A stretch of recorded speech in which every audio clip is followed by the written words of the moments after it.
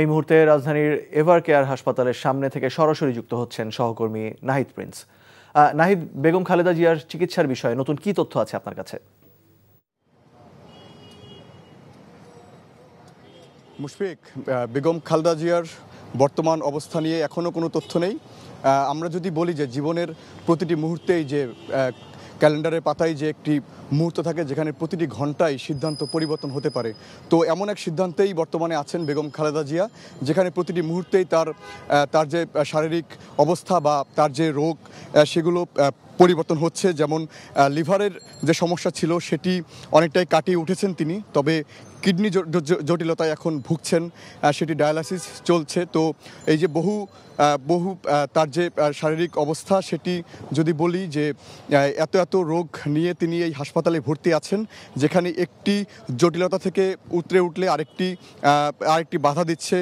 তো সব কিছু মিলিয়ে বিদেশ যাত্রার যে বিষয়টি সেটিও কিন্তু বিঘ্নিত ঘটেছে এই কারণে। তো সেই 3বারের মতো তার এয়ার অ্যাম্বুলেন্স আজকেও আসার কথা ছিল, সেটিও পরিবর্তন হয়েছে এই তার শারীরিক অবস্থার কথা বিবেচনা করে।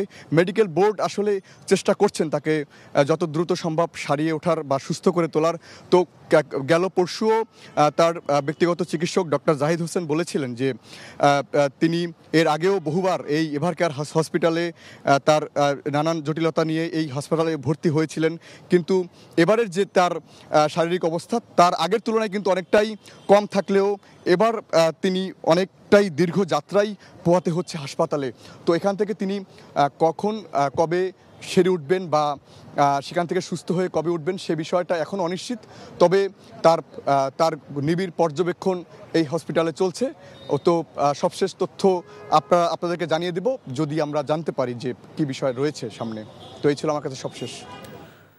জানছিলাম খালেদা জিয়ার স্বাস্থ্যের খবর।